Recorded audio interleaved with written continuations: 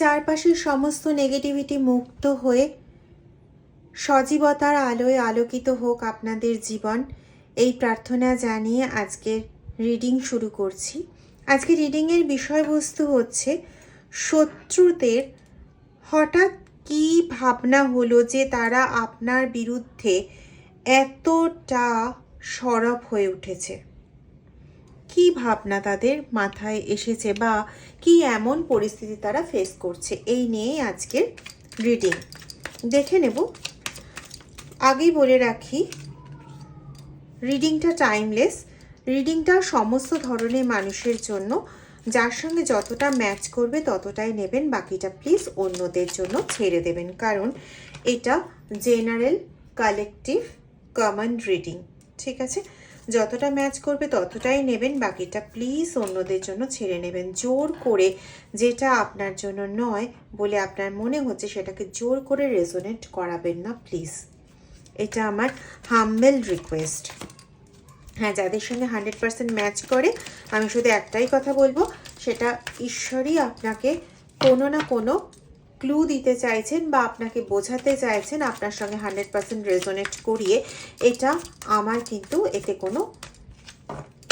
কোনো হাতই নেই। ঠিক আছে, যাই হোক, চলে আসি রিডিংয়ে। আপনার শত্রু যে ছিল, বরাবরই শত্রু ছিল, সেই শত্রু একটা সময় এরকম হয়ে উঠেছিল যে তাকে কিন্তু তার যে অনেক ভুল আছে, তার যে অনেক কেচ্ছা আছে, আমি ঠিক এই ওয়ার্ডটাই বলবো, তার অনেক কেচ্ছা আছে, এটা কিন্তু তার পাড়ার লোকেরা, তার কমিউনিটির লোকেরা খুব ভালো মতন জানে।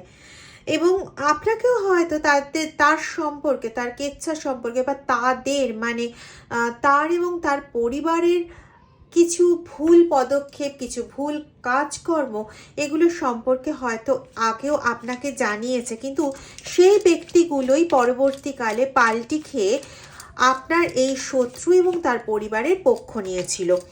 এখন সেই ব্যক্তিরাই আবার কোনো না কোনোভাবে আপনার ওই শত্রুদের এগেনস্টে কথা বলছে। অ্যাকচুয়ালি এই ব্যক্তিরাও না কোথাও হয়তো আমার এভাবে ওপেন মিডিয়াতে বলা উচিত না, কোথাও না এরা না দুমুখ সাপ। যখন দেখছে যে নিজেদের কোনো ভালো হচ্ছে বা হতে পারে এদের দ্বারা, তখন একরকম, আবার যখন দেখছে না ওদের কোনো রকম ভালো কিছু হচ্ছে না ওদের দ্বারা, বরং উল্টে কোনো খারাপ কিছু হচ্ছে ইত্যাদি ইত্যাদি, বা খারাপ কিছু হওয়ার আশঙ্কা মাত্র পাচ্ছে, তখনই কিন্তু এরা বদলে যাচ্ছে। বদলে গিয়ে আপনার ফেভারে কথা বলছে বা আপনার হয়ে কিছু বলছে বা ওদের এগেনস্টে কথা বলছে, এরকম ধরনের মেন্টালিটি। যাই হোক, ব্যাপারটা হচ্ছে আপনার শত্রুও কিন্তু কিছু কম যায় না। তার কারণ সে যেমন একদিকে তন্ত্রবিদ্যায় পারদর্শী, তেমনি নিজেকে একদম ভোলা ভালা বড্ড ভালো মানুষ দেখাতে সে ভীষণ ভালো পারে। আমার রীতিমতো রাগ হচ্ছে, যাই হোক।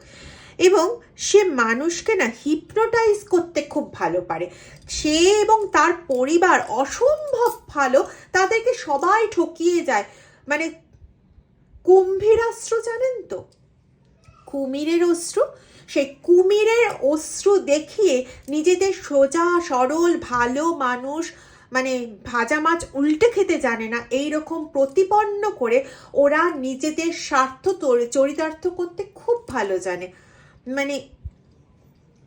আপনার এই শত্রুদের সম্পর্কে না আমার যে ভিশন আসছে, সেই ভিশন অনুযায়ী একটা কথাই শুধু বলবো, আমাদের বাড়িতে ঘর পরিষ্কার করার জন্য বা বাসন মাজার জন্য আমাদের একজন হেল্পিং হ্যান্ড থাকেন, অনেকের বাড়িতেই, ম্যাক্সিমামের বাড়িতেই থাকে রাদার দ্যান।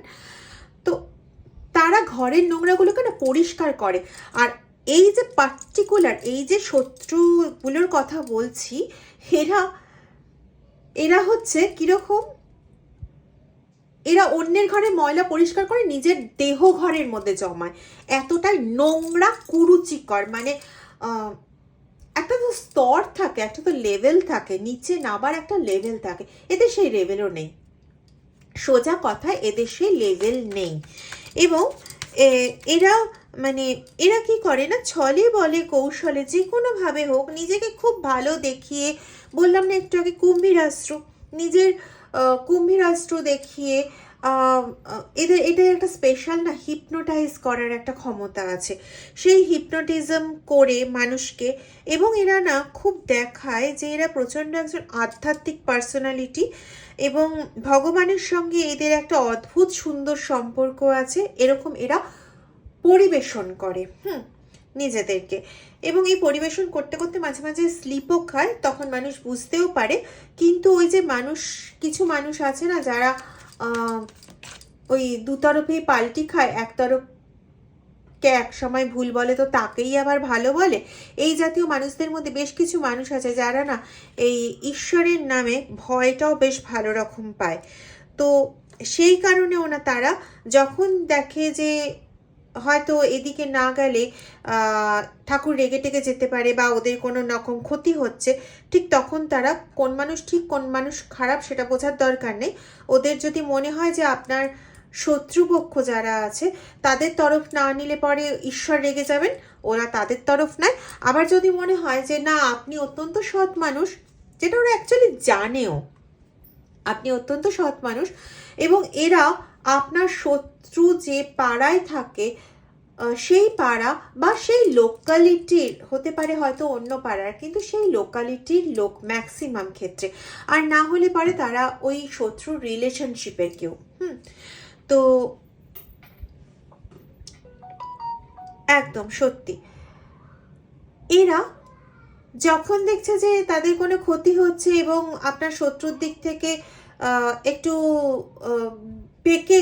বেঁকে বসেছে, মানে মনোভাব হয়তো এরকম হয়েছে যে ও সবার সঙ্গে এরকম ঠকিয়ে যায়, ও সবার সঙ্গে এরকম ব্যবহার করে, সবাইকে ঠকায়, সবাইকে বিভিন্ন রকম কথাবার্তা বলে, আসলে নিজেরাই খারাপ, এরকম ধরনের যখন ওদের বক্তব্য হয়, আর ওদের বাড়িতে যদি কোনো কিছু খারাপ কিছু ঘটে, তখন ওরা ভেবে নেয় না না বলাটা ঠিক হয়নি, কারণ ও তো ভক্তিমতী বা ভক্তিমান পুরুষ বা নারী, যে এত ভক্ত, তাকে বলেছি বলে ঈশ্বর রেগে গেছেন। তখন আপনার ওই শত্রুর নিন্দা করছিল যারা, তারা ওর দিকে ব্যাক করে। এরা হচ্ছে এরকম টাইপের পার্সন।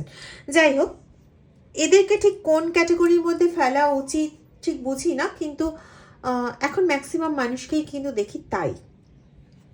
যাই হোক, যার জন্য দেখবেন আপনি নিজেও অনেক বেশি পরিমাণে কষ্টও পান, যন্ত্রণাও পান, অনেক বেশি পরিমাণে পান। তো এখানে আপনার এই যে শত্রু, সে শত্রু প্রথমে যেটা করেছিল সেটা হচ্ছে আপনার থেকে অনেক কিছু সে এক্সপেকটেশন রেখেছিল, এবং সেই এক্সপেকটেশন অনুযায়ী নিজের যখন ফুলফিল হচ্ছিল সমস্ত কিছু, আপনি তার কাছে প্রচণ্ড ভালো ছিলেন, প্রচণ্ড ভালো, মানে আপনার থেকে ভালো কেউ হয়ই না, এবং তখন আপনার গুণাবলী নাম করতে করতে তারা অস্থির হয়ে গেছিল। কিন্তু পরবর্তীকালে যখন দেখলো যে আপনি তার এই ইচ্ছে অনুযায়ী চলতে চলতে ঈশ্বর আপনাকে সততার পথে পাঠিয়ে দিল, ঈশ্বর আপনার পথটার মোড় বদল করিয়ে দিল, হয়তো ওনারই হাত ধরে, ওই আপনার শত্রু ব্যক্তি বা শত্রু মহিলার হাত ধরেই আপনার পথ হয়তো বদল করে দিল, তখন গিয়ে এই শত্রু ব্যক্তিত্বই আপনার কট্টর শত্রু হয়ে গেল। যাদের কাছে আপনার খুব ভালো ভালো প্রশংসা করেছিল, ভূয়সী প্রশংসা করেছিল, তাদের কাছে মিথ্যা বলে আপনার কাছ থেকে কালেক্ট করা কিছু সত্যকে মডিফাই করে নিজের মতন করে বানিয়ে এবং ঈশ্বরের আশ্রয় নিয়ে কুম্ভীরাস্ত্র দিয়ে এত জঘন্য খেলা করলো যে আপনি আপনার সমস্ত নেম ফেম, অর্থনৈতিক অবস্থা, মান সম্মান, তাকেই বললাম, এগুলো সমস্ত কিছু আপনি খুইয়ে বসলেন। এখন সেই ব্যক্তি নিশ্চিত রূপে কোনো না কোনো রকম সমস্যায় পড়েছে। বিশেষ করে এখানে আমি যেটা পাচ্ছি সেটা হচ্ছে সে অর্থনৈতিক সমস্যায়ও পড়েছে এবং তার নেম ফেমের দিক থেকেও সমস্যায় পড়েছে। মানে সে যে মেয়র হতে চেয়েছিল, মানে এখানে মেয়র দেখাচ্ছে, মানে হচ্ছে সে সবার রিলেশনশিপ নিয়ে খেলা করে, ইয়েস, খেলা করে, রীতিমতো খেলা করে সে একজন হাইফাই পার্সন হিসেবে নিজেকে দেখাতে চেয়েছিল। সবসময় একদম সতের পূজারি তো, সবসময় বলে বেড়া আমি কিচ্ছু বুঝি না, কিচ্ছু পারি না। আসলে এই কিচ্ছু বুঝি না, কিচ্ছু পারি নার মাঝেই হচ্ছে ফাঁকটা হচ্ছে যে আমাকে তুমি আরো বেশি করে লোকের সামনে নিয়ে আসো। দুটো ভালো ভালো ভগবানের বোলচাল মারলে পরেই, বোলচাল দিলে পরেই যে সাইকিক পার্সন হওয়া যায় সেটা নয়। এবং আপনার শত্রু হচ্ছে এই পর্যায়ে পড়ে। এখন আপনার শত্রু যখন দেখছে যে সে কোনোভাবেই কোনো কিছু করে উঠতে পারছে না, আপনাকে কোনোভাবে জব্দ করতে পারছে না, আপনি যদিও বা কোনো কিছু হয় কখনো আপনার হয়তো কিছু ভালো হলো, তখনও কিন্তু আপনি না কারোর কাছে বলতে যান না যে হ্যাঁ ভাই আমার অনেক ক্ষতি করার চেষ্টা করেছিলে, আমার এটা ভালো হয়েছে। আপনি কিন্তু কখনো বলতে যান না, আপনি চুপ করে থাকেন। এবং আপনার তরফ থেকে বর্তমানে সে কোনো রকম রিয়াকশন পাচ্ছে না, কোনো রকম রাগারাগি পাচ্ছে না, আপনি কোথাও কাউকে ওদের এগেনস্টে কিছু কথাবার্তা বলছেন না। এতে আপনার শত্রু না ভয়ঙ্করভাবে ব্যতিব্যস্ত হয়ে গেছে। এক তো সে শান্তভাবে থাকতে পারছে না, তার মানসিক যে একটা হয় না স্টেবিলিটি, মেন্টাল স্টেবিলিটি, সেই মেন্টাল স্টেবিলিটি সম্পূর্ণভাবে মানে বাধাগ্রস্ত হয়ে গেছে। আর তাদের বেশ কিছু সমস্যারও সৃষ্টি হয়েছে। ইয়েস, দেখুন তাদের বেশ কিছু সমস্যারও সৃষ্টি হয়েছে। সে কোনোভাবেই এখন যেদিকেই যাচ্ছে সে কোশ্চেনের মুখোমুখি হচ্ছে এবং তার নিজের জীবনকে নিয়ে প্রচুর কোশ্চেন শুরু হয়ে গেছে। খুব সম্ভবত আমার যেটা ইনটিউশনে আসছে সেটা হচ্ছে যে খুব সম্ভবত এর পরিবারের সঙ্গেও এই ব্যক্তির যথেষ্ট মানে যে পরিবারের সঙ্গে মিলে এই আপনার চরমতম অপমান করতে এতটুকুও লজ্জাবোধ করেনি, সেই পরিবারই সম্ভবত এর বিরুদ্ধে এখন তার সঙ্গে যথেষ্টভাবে লাগছে। ইয়েস, দেখুন যথেষ্টভাবে ঝামেলা হচ্ছে, যথেষ্টভাবে। এবং এর ফলে সে এখন আরো বেশি অ্যারোগ্যান্ট হয়ে উঠেছে। এক তো আপনি কোনো রকম নেগেটিভ কিছু তার সম্পর্কে বলছেন না, ভাবছেন না, বা আপনি পুরো চুপ করে গেছেন, সেটা ওর সহ্য হচ্ছে না। দ্বিতীয় হচ্ছে তার নিজের মানে সমস্যায় সে জর্জরিত হয়ে যাচ্ছে এবং সেগুলি সে কারোর কাছে সঠিক কথা প্লেসও করতে পারছে না, কিন্তু বুঝতে পারছে যে আপনার বিরুদ্ধে নোংরা নোংরা কথা বলার ফল সে পাচ্ছে, এটা সে বুঝতে পারছে। তার এটা করা কখনোই উচিত হয়নি, সে বুঝতে পারছে। এবং কারো কারো ক্ষেত্রে এটাও পাচ্ছি যে আগামী 9 মাসের মধ্যে আপনার যে শত্রু, যারা এখনো পর্যন্ত কমপ্লিটলি বুঝে উঠতে পারেনি যে আপনারই বিরুদ্ধে এই সমস্ত কার্য করার জন্য তাকে এই সমস্ত ভোগান্তি ভোগ করতে হচ্ছে, সে এই মুহূর্তে হয়তো দুনিয়ার সবার উপর বিভিন্ন রকম দোষারোপ করে যাচ্ছে, কিন্তু নিজেই যে খারাপ কাজটা করে রেখেছে, নিজের পেছনেই যে সে বাঁশটা দিয়ে রেখেছে, এটা সে এখনো মানতে রাজি নয়। তো সেই ব্যক্তি আগামী 9 মাসের মধ্যে বুঝতে পেরে যাবে যে কার পেছনে বাঁশ দেওয়ার জন্য বা কার ক্ষতি করার জন্য আজকে সে তার কর্মা ব্যাক পাচ্ছে।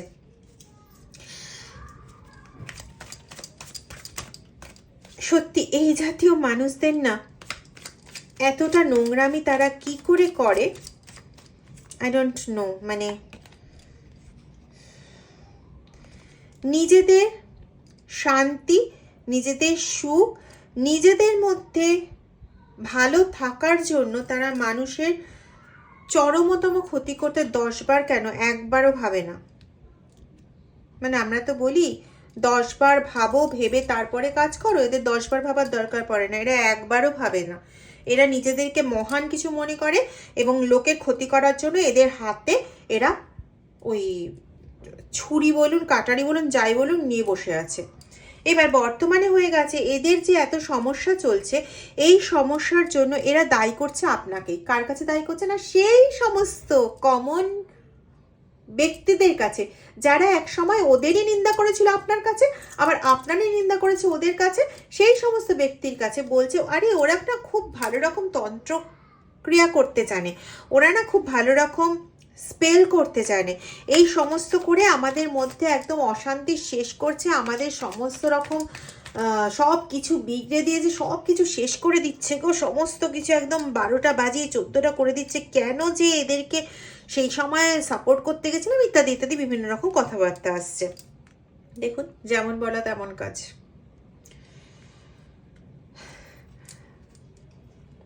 এখনো নিজেদেরকে সম্পূর্ণ অন্তরালে রাখতে চাইছে এবং আপনার উপর দোষারোপ করাতে চাইছে যে আপনি তন্ত্রমন্ত্র করে ওদের অবস্থা খারাপ করছেন। আগেও ওদের অবস্থা খারাপ করেছিলেন, ওরা অত ভালো মানুষ, আপনি ওদের অবস্থা খারাপ করেছিলেন, আর এখনো আপনি ওদের অবস্থা খারাপ করছেন। মাঝখানে ওরা তো কিচ্ছু করেনি, আগেও কিছু করেনি, পরেও কিছু করেনি, মাঝেও কিছু করেনি। ওরা শুধু ফল ভোগ করছে আর ঈশ্বরের কাছে পড়ে থাকে। ঠিক আছে, তো এই হচ্ছে ওদের মানে বর্তমান পরিস্থিতি আপনার সম্পর্কে।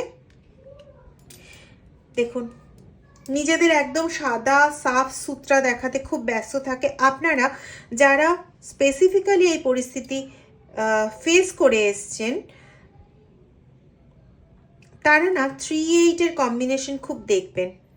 হতে পারে 388 বা 8388 বা 8338 এরকম ধরনের, মানে 2 3 2 8 বা 3টে 8 একটা 3 এরকম ধরনের কম্বিনেশন। 8-এর আধিক্য থাকার প্রবাবিলিটি রয়েছে যে কম্বিনেশন দেখবেন সেখানে।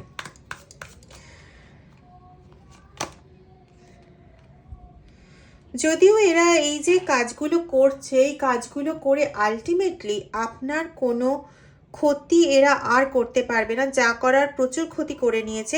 হ্যাঁ, হয়তো হতে পারে আপনাকে মেন্টালি ডিস্টার্ব করতে পারে, সামনেই চন্দ্রগ্রহণের পরিস্থিতি রয়েছে, তো মেন্টালি ডিস্টারবেন্সেস হয়তো আপনার ক্রিয়েট করতে পারে, কিন্তু এর থেকে বেশি আপনার ক্ষতি করা তাদের পক্ষে আর পসিবল নয়। কারণ আপনি এবার গার্ড হয়ে রয়েছেন, আপনি এবার ফুল গার্ডেড রয়েছেন, ফুল প্রোটেক্টেড রয়েছেন আপনার ঈশ্বরের দ্বারা। আপনাকে হয়তো বললাম না, আপনারা 999ও দেখতে পারেন, 99, হ্যাঁ 99 দেখতে পারেন আপনারা। তো এখানে